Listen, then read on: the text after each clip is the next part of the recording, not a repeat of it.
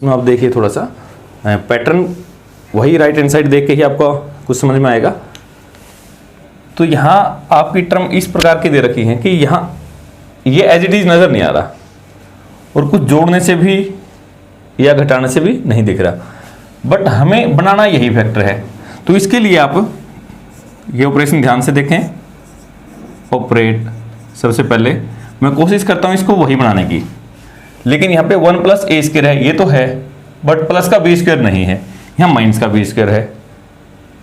किसी को इसके साथ जोड़ें या घटाएं तब भी बात नहीं बन रही, क्योंकि बी स्क्वायर का तो बी स्क्वायर ही काम आता।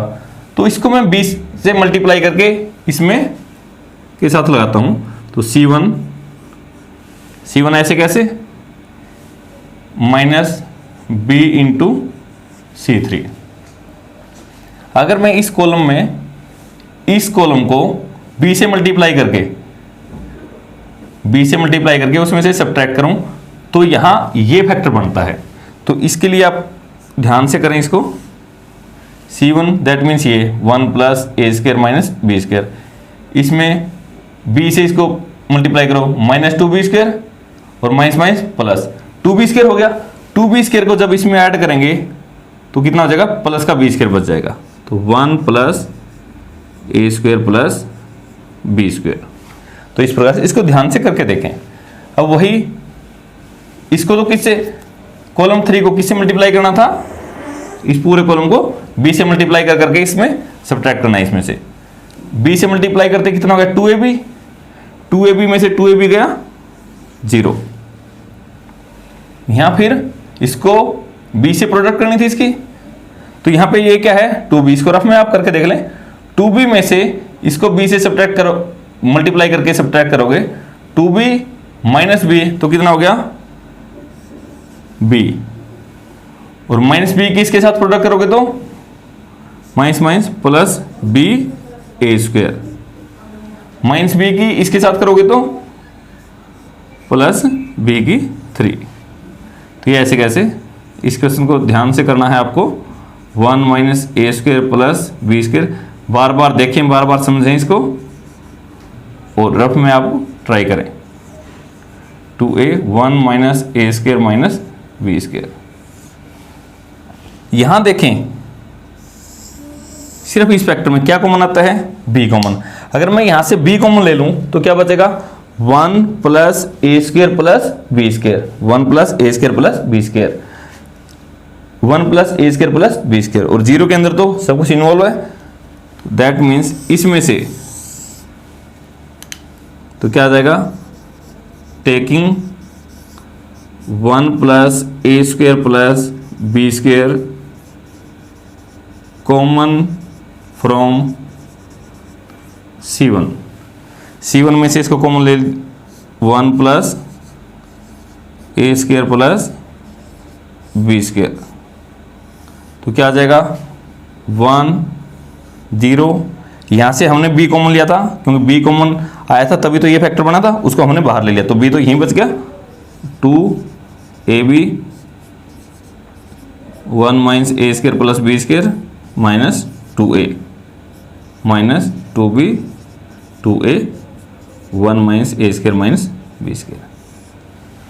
अब जो ये फैक्टर है आपकी राइट हैंड साइड में 3 टाइम्स है, बट हमारा तो अभी तक एक ही बार आया है, तो अगर डायरेक्टली आप एक्सपेंड करोगे तब भी आपके लिए बनाना बहुत मुश्किल हो जाएगा। तो आप अब भी देखें कोई ना कोई ऑपरेशन लगा के कॉमन लेने के लिए। फिर भी अब यहां फिर उसी टाइप का इसके अंदर, क्योंकि मैं कहीं ना कहीं जीरो, जितने जीरो बन जाएंगे आपके डिटरमिनेंट में आपका काम उतना ही आसान हो जाएगा। ये 2ab है, ये 2b है। अगर मैं इस कॉलम को दोबारा से इस कॉलम को a से मल्टीप्लाई कर दूं तो क्या हो जाएगा 2ab, और फिर इसके अंदर ऐड कर दूं ताकि 0 बन जाए। तो इस ऑपरेशन को यहां पे लगाते हैं, operate C2 plus a into C3। ये दोनों ऑपरेशन आपको थोड़ा ध्यान से देखने हैं। तो क्या बन गया आपका 1 plus A square plus B square, ये आपका कॉमन पहले ही आ गया था। 1 0 b ऐसे कैसे, C2 ये C2 है आपका, ये C3 है। इसको a से मल्टीप्लाई करो तो -2ab और ये प्लस का 2ab, कितना हो गया 0। ये तो आपका ऐसे ही है, इसको a से मल्टीप्लाई करना है, तो ये कितना हो गया 2a²। 2a² जब इसके अंदर ऐड करोगे तो ये माइनस का a² था, तो अब कितना बच गया प्लस का a²। ये और ये ऐसे कैसे, तो कुल मिला के आपका क्या आ जाएगा 1 + a² + b²। फिर यहां इसको किससे मल्टीप्लाई करना था, a से मल्टीप्लाई करके और इसके अंदर ऐड करना था। जब आप इसको a से मल्टीप्लाई करोगे, चलो मैं एक बार लिख देता हूं, a से मल्टीप्लाई करोगे क्या हो जाएगा, ये a minus a³ minus b²a। ये तो a से मल्टीप्लाई करने के बाद ये ऐसे कैसे था -2a। आप इसको रफ में करके देख लें और फिर लिखें, ये आपका ऐसे कैसे -2b 2a 1 minus a² minus b², 1 + a² + b²। अब जहां आपने जीरो बनाई है इसमें पूरा ध्यान मारें। जब इसमें आप देखोगे यहां a और ये -2a, तो कितना बच गया, ये प्लस का a था, ये माइनस का 2a था, तो -a बच गया। अब अगर यहां से ध्यान से देखो तो -a कॉमन आता है, यहीं आप नेक्स्ट स्टेप में लिखोगे -a कॉमन।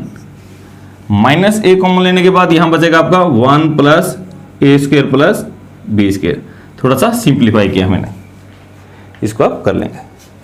अब कंप्लीट कॉलम 2 में से 1 + a² + b² common, 1 + a² + b² common, क्या बच गया भाई 1 0 b 0, यहां पे कॉमन जाने के बाद 1, यहां पे बच गया -a, -2b 2a 1 minus a² minus b²। Now just open that, 1 + a² + b² 2 times है तो स्क्वायर, इसको ब्रैकेट ओपन कीजिए 1, इसकी सीधी दोनों लाइन छोड़ दी, 1 into this 1 minus a² minus b² minus इसकी और इसकी प्रोडक्ट, तो -2a² और माइनस पहले ही है तो +2a²। इस एलिमेंट को लिखने की जरूरत नहीं क्योंकि 0 है तो सब कुछ 0 हो जाएगा, तो इसको -2b, इसके सीधी दोनों लाइन छोड़ दी, 0 into this 0 minus b into 1 b। Calculation थोड़ा ध्यान से करना और देख लेना बार बार। तो अब इनको लिखें 1 minus a² minus b² plus 2a², -2b की और -b की प्रोडक्ट, तो +2b²। तो क्या आ गया आपका 1 + a² प्लस b² का स्क्वायर। 1 ये माइनस का a² है, ये प्लस का 2a², तो प्लस का a² बच गया, ये माइनस का b² है, ये प्लस का 2b² है, तो प्लस का b² बच गया। तो अब आपका क्या हो गया 1 + a² + b², यहां भी यही था, ये 2 टाइम्स था, 1 टाइम्स ये आ गया, तो कितना हो गया ये 1 + a² + b² सारे की पावर 3, और यही आपकी क्या थी राइट हैंड साइड थी। इस प्रकार से आपका ये क्वेश्चन सोल्व हो जाएगा। इस क्वेश्चन में ये आपको एज ए फैक्टर इसको लेके आना है। तो देखें ध्यान से, यहाँ 1 + a² है, अगर यहाँ b² बन जाता तो बात बन जाती, यहाँ c² बन जाता, ताकि इनको जोड़ देता मैं। तो चलो b² है नहीं, बनाने की कोशिश करते हैं, यहाँ b² बनाने की कोशिश करते हैं, यहाँ c²। तो कैसे होगा आप थोड़ा सा ध्यान दें, multiplying c1 c2 c3 by a b c respectively. c1 that means इस पूरे कॉलम को आप a से मल्टीप्लाई कर दीजिए, इस सारे को b से, इसको c से, तो क्या हो जाएगा पहले कॉलम को ए से a into 1 plus A square, इस पूरे कॉलम को a से करना था तो ये क्या हो गया a स्क्वायर b, ये कितना हो गया a स्क्वायर c। ठीक है, इसी प्रकार से इसको b से किया तो a b स्क्वायर, इसको b से किया तो b into 1 plus b square c, और इसको किससे मल्टीप्लाई किया c से, तो a c square b c square c into 1 plus c square.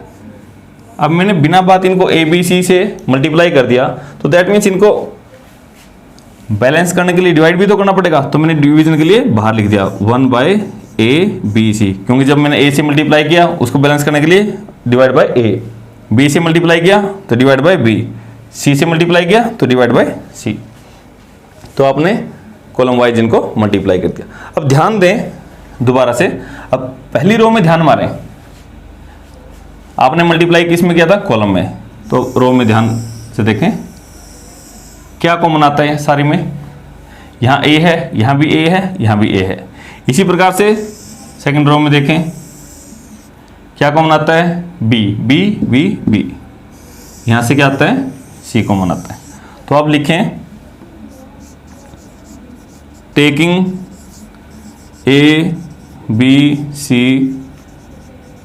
Common from r1 r2 r3 respectively, आपने इनमें से इनको कॉमन ले लिया। बस ध्यान रखें कॉलम वाइज आपने मल्टीप्लाई किया तो कॉमन किस में से ले ले रो वाइज, बस उससे उल्टा करना है।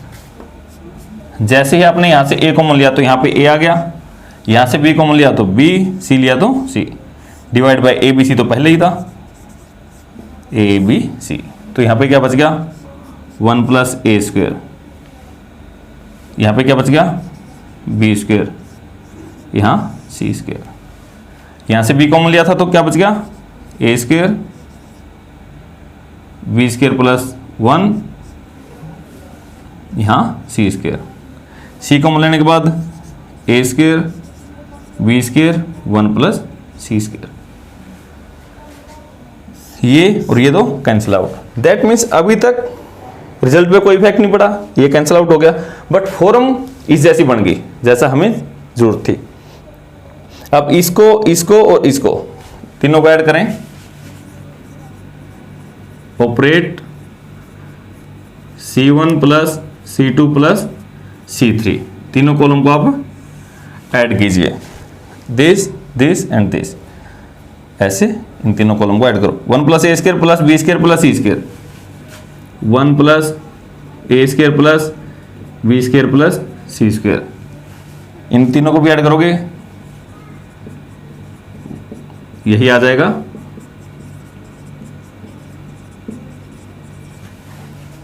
तीनों को ऐड करने से यही आ गया।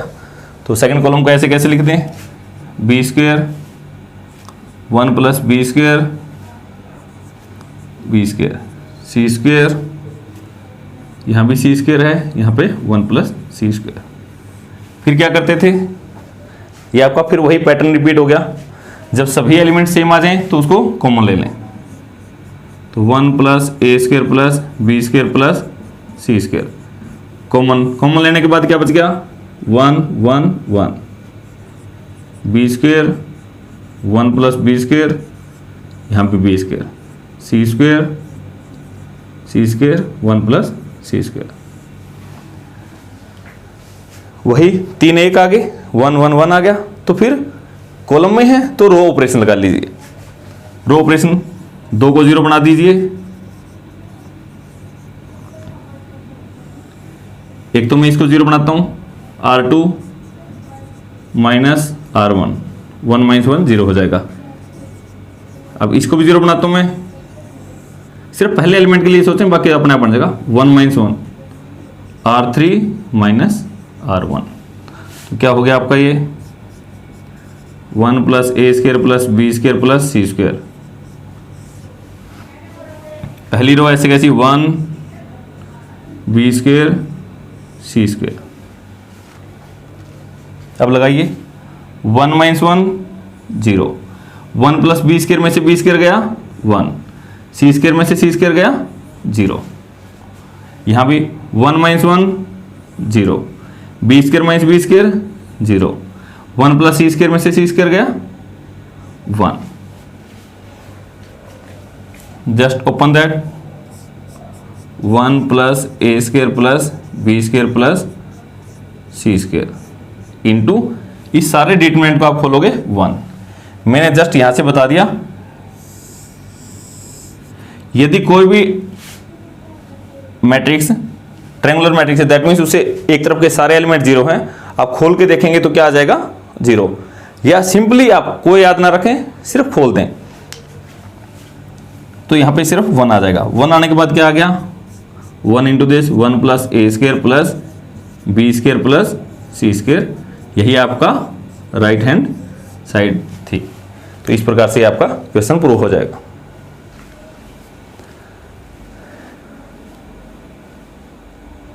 आपको एक 3x3 ऑर्डर की एक मैट्रिक्स दे रखी है और k इंटू ए का डिटरमिनेंट आपसे पूछा गया है और ये आपकी ऑप्शन दे रखी है. तो आप सबसे पहले देखें, मैंने आपको बताया है कि जब भी इसमें डिटरमिनेंट के अंदर k है तो वो कॉमन आएगा, तो प्रत्येक रो वाइज आएगा. तो मान लो यहाँ पे मैं k को बाहर लेता हूँ तो सारे की सारी डिटरमिनेंट में से k कॉमन नहीं आएगा. k का मतलब है कि पहली रो में से k कॉमन आ गया, मान लो सेकंड रो में से भी k आ गया, थर्ड में से भी k कॉमन आ गया, फिर बच गया आपका a डिटरमिनेंट. ये 3 टाइम्स क्यों आया, क्योंकि यहाँ पे 3x3 की मैट्रिक्स थी, तो दैट मीन्स 3 रो है तो सभी में से एक एक बार आ गया. तो आपका क्या हो गया आंसर, k की क्यूब इंटू ए. तो इस प्रकार से आपकी सी ऑप्शन है. बस यहां देखें कि जितने ऑर्डर है उतनी बार ही k आएगा. हाँ, यहाँ 16th क्वेश्चन में आपसे पूछा क्या गया है, विच वन इज करेक्ट. तो आपको जो ऑप्शन दे रखे हैं आप इनमें सब में पढ़ें. तो मैंने आपको सबसे पहले डेफिनेशन दी थी, डिटरमिनेंट होता क्या है. डिटरमिनेंट इज ए नंबर, ये एक नंबर है, ये मैट्रिक्स नहीं है. Determinant is a number associated to a square matrix. ये सिर्फ स्क्वायर मैट्रिक्स से निकलता है, इसके अलावा किसी का नहीं निकलता. तो इस हिसाब से आपके ऑप्शन सी करेक्ट है.